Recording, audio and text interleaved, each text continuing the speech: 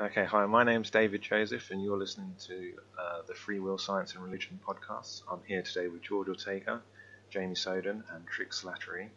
And today we're talking about parallel universes and how that relates to the idea of free will. And I believe that was Jamie's idea. So, Jamie, if you want to start us off and explain it. Yeah, see, I was getting to the part where someone on Sam Harris's free will video on YouTube was saying the multiverse and multiple possibilities theory somehow proves free will, and I'm thinking, how does it? I mean, just because there might be parallel universes, each universe similar to our own, with each versions of us making different decisions, it doesn't mean we have free will. It just means that there are different versions of us with each causal history that led to them making those decisions. Right. Go ahead, George. No, go ahead. Okay, so this whole multiverse thing, basically, or multiple universes, or in quantum physics, it's called many worlds interpretation of quantum physics. First, we don't know if that's the case. It's kind of one of those really speculative theories that pretty much has no evidence whatsoever for it. So we can't. I mean, we can speculate on it and see how free will interplays with it, or the idea of not having free will interplays with it. But it's really just speculation. There's no proof that there's a many worlds interpretation of quantum physics. Yeah. So we have to first address that. All right. So in order to explore it better, let's start with kind of like just basically describing it as I understand it.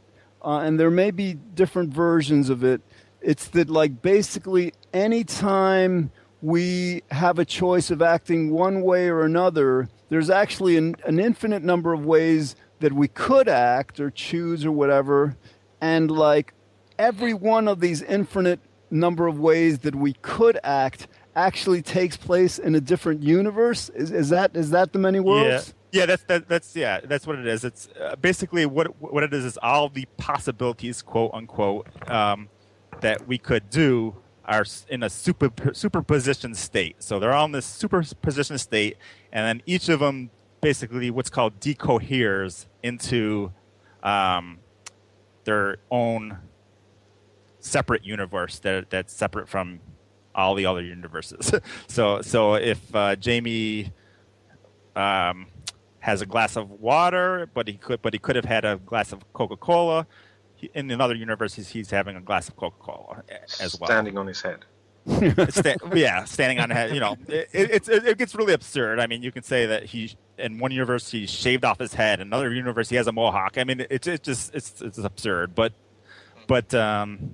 yeah. So this is a common interpretation of quantum theory that a lot of people side with, probably people that are more into science fiction side with this because they just like the idea of it. The problem is it has a number of problems to it. The first problem is when even if we say that there were these possibilities that decohere into other universes, the interpretation itself is a deterministic interpretation. It's not an indeterministic one. In other words, the superposition state has to decohere into the specific universe that it does.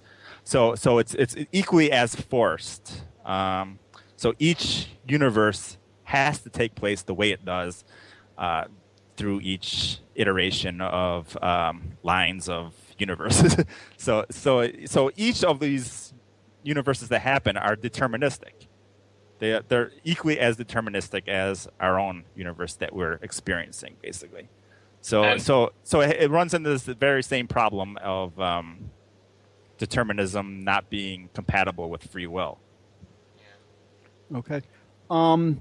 Trick, a couple of episodes, would you just remind me of something? Because basically, like, all right, one thing is, like, it's kind of, like, hard to refute, these kinds of like arguments, many worlds and all, because like I can't understand the reasoning how they get to a free will from them. I'm not, I don't think, and so like that's part of it.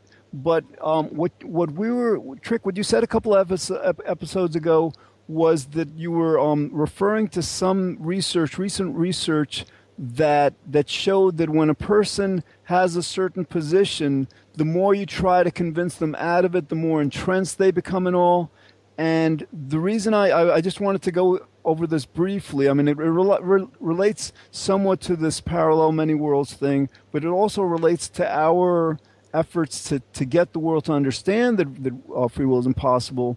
I just learned of a project by this, I think the website is called edX, ED with a capital X, and the name of the course is Denial 101X, and it's basically based on research applying this to climate change. They're finding, like in climate change, the climate change deniers, they in other words, the more informed, the more educated a person is on climate change, very paradoxically, the more likely they are to deny its existence and all. So basically, part of what we have to do with the many worlds interpretation and with other kinds of defenses for free will is we've got to understand that process of how, explaining or basically better said, how do we explain this impossibility of free will in a way that doesn't lead people to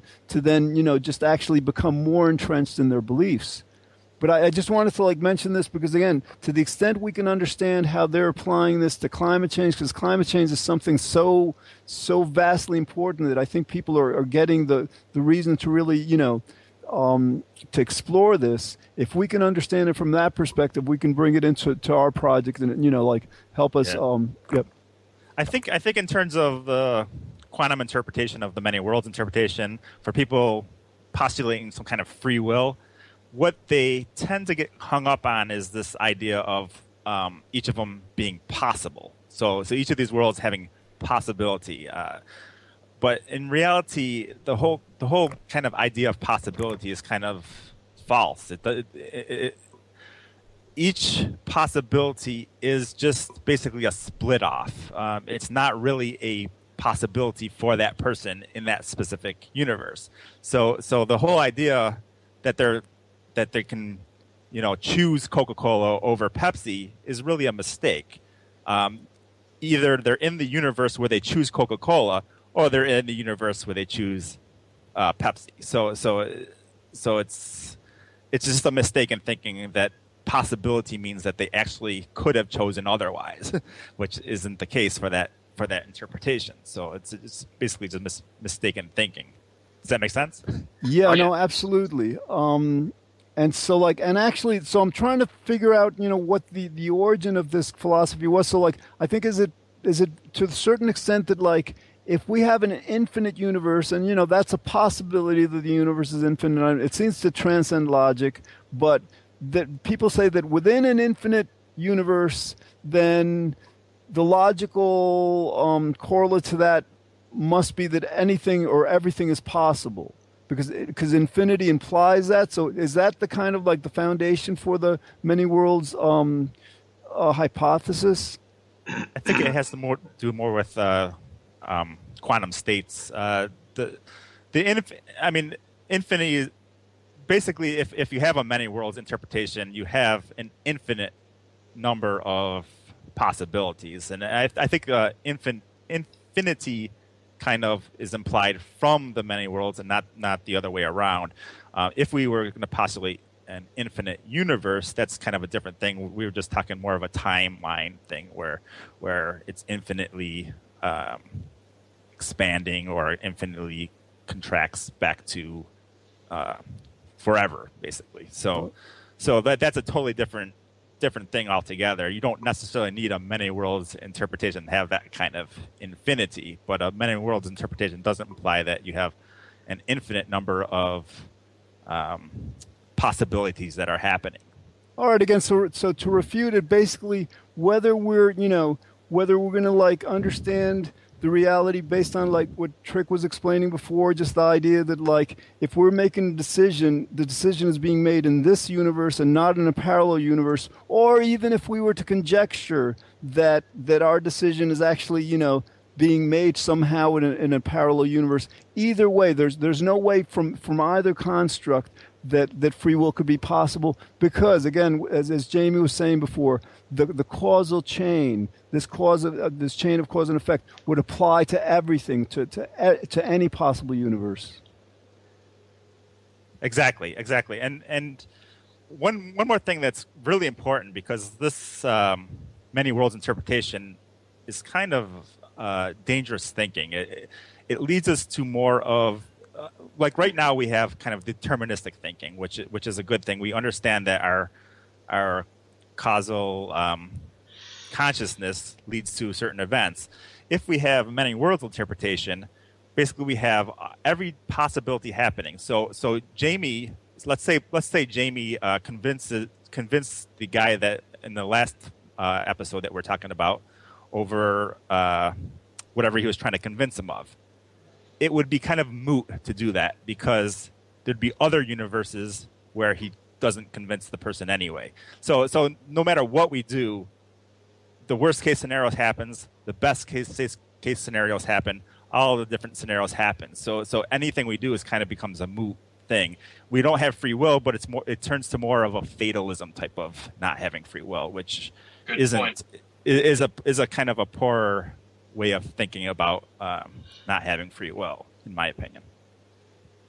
Yeah, but what people have been trying to say to this guy, who was saying that multiple possibilities means free will and stuff, or similar arguments, is that that's problematic, because every universe will have to have their own causal history to work. It's just fundamental understanding of nature, cause and effect. Correct. Jamie, can you remember if he had actually a specific argument that he was like, basing his reasoning on? Because a lot of times people don't. A lot of times, like with quantum mechanics, no, quantum mechanics like allows for free will, whatever, and they say that without actually like having an argument. In this case, does he present any logic? Why a parallel universe would somehow allow for free will? It doesn't seem like it. Look, I'll read out the specific comment. The comment was made by a YouTube user called Nifty Fingers. He says, "The way I see it, free will means multiple possibilities. No free will means one possibility. We live in a universe of multiple possibilities, not a universe of one possibility." Now that's kind of problematic, don't you think?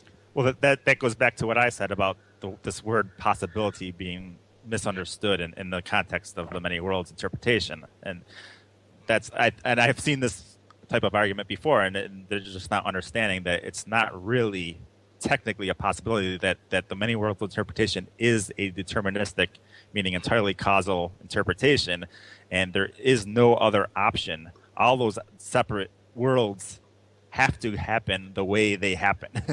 And they have to occur. In other words, if you have three different superposition states, they each have to occur in their own specific universe that they decohere into. One couldn't decohere into another one and be a possibility for that other one. It's an impossibility. That's not the way it works. Basically, I'm trying to say to this guy, it just doesn't work. If there's other universes, right, even if it were a multiverse, they'll all have their own timelines and not interacting with one another, because we're not in that universe, so we can't have an impact on anything that happens in that universe. Right. They'd all have their own timelines, and they aren't possibilities for the other universes. So when we say that I'm thinking about doing X or Y, those only one of them is an actual possibility for the world that I exist in. So there's only one outcome for every event. Yeah. So you're saying like in one universe you'd be born white, and then another one you'd be born black, kind of. Well, I don't know if people would accept that as a possibility, but I guess so. They could say that. Well, actually, I don't know. I don't know. That would be really weird. I mean, you'd have to have. All right, I've got an idea. So basically, like, what we're trying to like figure out like how to kind of like convince this person that parallel, many worlds does not lead to free will. And relative to what we were talking about before, that like some people, when you try to like give them information that counters their beliefs, they get more entrenched in their beliefs. Jamie, if you're currently involved in a dialogue with this guy, a strategy that may overcome this resistance may be like the Socratic method, which as you guys understand is like basically teaching through asking questions. So in other words, like this guy says, well, like the many worlds interpretation or the parallel universes like allow for the free will. So instead of you're saying, well, no, that's not the case because such and such and such, in which the guy would go into a defensive mode and, get entrenched more in his beliefs, then you would simply ask him, well, how does the parallel, how do these parallel universes permit for free will? And let's say so he says, well, because they allow for multiple possibilities and stuff. Then you come back, well, how do these multiple possibilities allow for free will? So in other words, like you would take them down a chain of where actually he's answering his own questions and not having to resort to the entrenched denial of it. Yeah, you have to get him to explain the mechanism. I mean, how does the multiple possibilities idea work? I mean, exactly. You put the onus on him for the explanation. And I think that may be a more effective way to get him to more quickly understand the that there is no the lack of reasoning in his argument. Yeah. Yeah, because there's a contradiction there. Okay, so like, are there other aspects of parallel universes that we need to address? Because it seems like it's relatively simple refutation in terms of free will. That again, like since the causality would apply to all universes. Yeah, I mean in this universe, me, you, Trick Slattery, and David, right? We don't believe in free will, but there could be a parallel universe where we do believe in free will, and we could be Christians or whatever. Yeah. I hope not. Yeah, I think the key is that they're not really possibilities, and if they were possibilities, we can even pretend we can say that the many worlds interpretation allows for possibilities, even though it doesn't in reality. Like the many worlds interpretation is deterministic.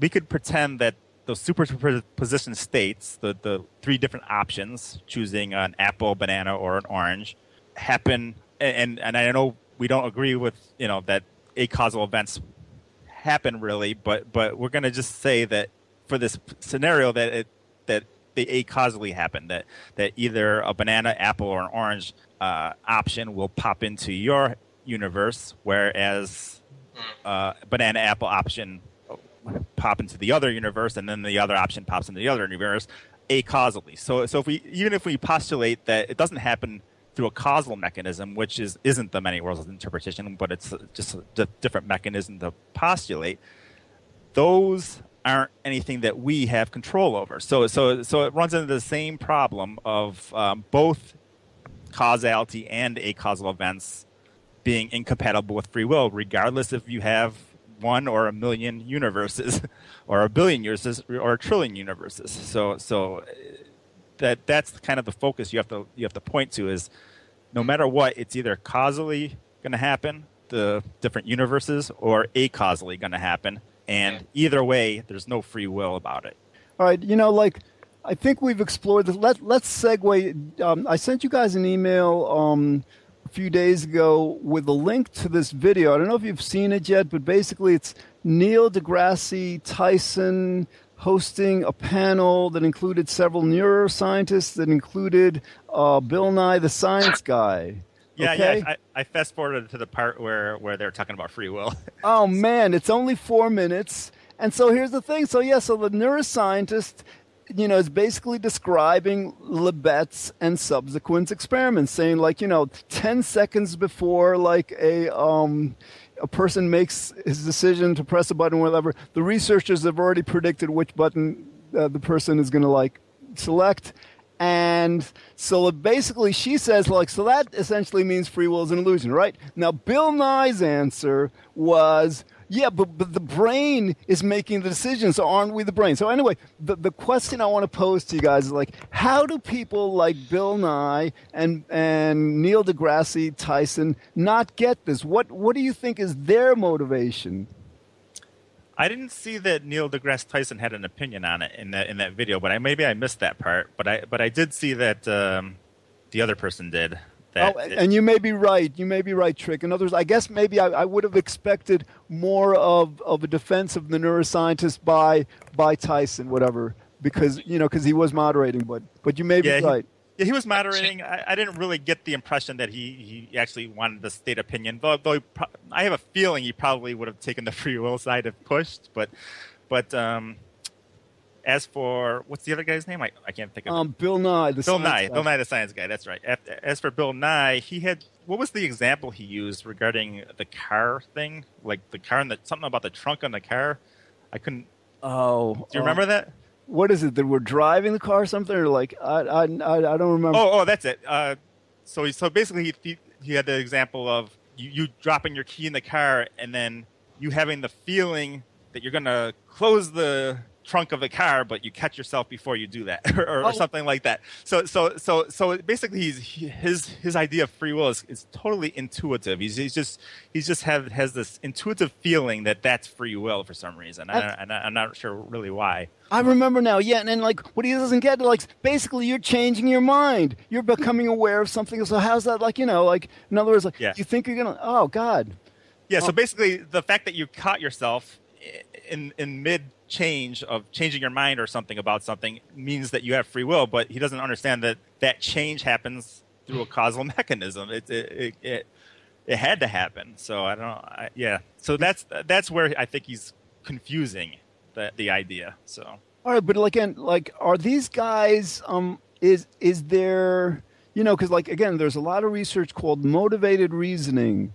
That like most people, especially like with politics and stuff, they don't decide who to vote for and what to believe based on the evidence. They decide based on their preconceived beliefs and needs, emotional needs. So are we saying that, like with this guy Bill Nye, that he tends to be objective in science generally, but when it comes to something that's very dear to him, all that objectivity just vanishes and he goes with his beliefs? Or are we to suspect that maybe he's very good at learning things, remembering things and teaching things, but he's not very good at understanding the nature of things? I think it's probably the first. I think he's probably it's just something that he's impartial on. Okay, David, what's your take, David? Bill Nye, he was the guy that did the debate with the religious guy. Ken Ham? Yeah, I think that was it. On was it on evolution or something like that? Evolution and creation and things like that. So. Yeah. So I think when you're doing a debate, it's kind of like more how well you present yourself sometimes, rather than the kind of information you put out. So I think there could be a certain amount of ego attached to that, perhaps. So, and if you're going from a standpoint that ego matters, then obviously free will is going to be something that can kind of boost your own ego as well. So perhaps, there's some motivation coming from that. All right, David, are you saying that that Bill Nye, has gotten some fame, some publicity, some recognition for his work? I guess he's got a PhD, and so basically you're saying that he needs to kind of like take credit for that? Yeah, kind of like yeah. Makes himself feel better, pats himself on the back, and look at the hard work I've done. Yeah, that makes sense to me. Yeah. And then the question becomes... There was a cause for a motive as well. Yeah, then the question becomes, because this is like across the board, not just with scientists that should know better, but also with politicians, business people. There's a lot of people who have succeeded a lot in quote-unquote mundane ways. So the question becomes, how do what arguments do we present to them, that, because I think we have to address this in terms of self-interest. what can we present to them that will be more, that they'll feel is more beneficial to them than they're taking credit, than this egoistic perspective? I mean, is there a way to kind of like, present to them, a more beneficial perspective? That's a good question. What do you think on that? Because I'm not really sure what the best way to go about somebody that kind of has an egoist idea. They're kind of, I guess, egocentrism is already taking place within them, so they combat the idea. It's kind of like the whole way people can not have cognitive dissonance over certain things. They can kind of parse out, for example, that they're not harming their dog, but yet there's pigs being harmed for their food. So they can parse these ideas out, not have cognitive dissonance over them, and it's kind of hard to convince them otherwise. So I'm not sure of the best way to go about doing that. Yeah, I think we may have gone through this back in the mid 1800s with evolution. In other words, like a lot of people, a lot of scientists, I think before evolution must have had strong religious beliefs. Adam and Eve, the Garden of Eden, and all that, to suggest to them that we evolved from lower primates and even lower organisms. Must have been assault on their self-identity. Similar to kind of like it's the inverse of like taking credit for the good people do. And I'm guessing that what made these scientists finally come around was that, like, all right, Darwin, was able to convince, let's say, the top scientists in his discipline in biology, and then like these top scientists would then proclaim this is the truth, and it would get out in scientific journals as an established truth. And the more like the top people believed in it, the more peer pressure. In other words, like, I think ultimately the people who maybe didn't understand it, just kind of like accepted it, because it became an increasingly embarrassing position to continue to accept, creationism, as opposed to evolution. Yeah, and I think it's possibly generational as well. Like at the time of Darwin, I think a lot of people were against the idea, even if they were scientists of the day. They were against the idea, but I think the next generation that came about after it became popularized and everything accepted it. So once the next generation comes around and it's just acceptable science at that point, there's less combating it, I guess, than there is when people already have the strong belief against it. So it might be the case that certain scientists today just won't they just won't accept it. but the next generation of people, because we have so much information on it nowadays, and it's the information on the lack of free will is just building and building and building, the next generation will tend to get it more, I think. Yeah, okay, we've got about a minute left. So, Trick, that reminds me, some physicist once says, like, science progresses a funeral at a time. So as the old scientists die out, the new ones get it. Cool. A funeral at a time. All right, so David, you want to wrap this up? Yeah, sure, can do. Right, my name's David Joseph. You've been listening to Free Will, Science and Religion podcast with George Ortega, Jamie Soden, and Trick Slattery.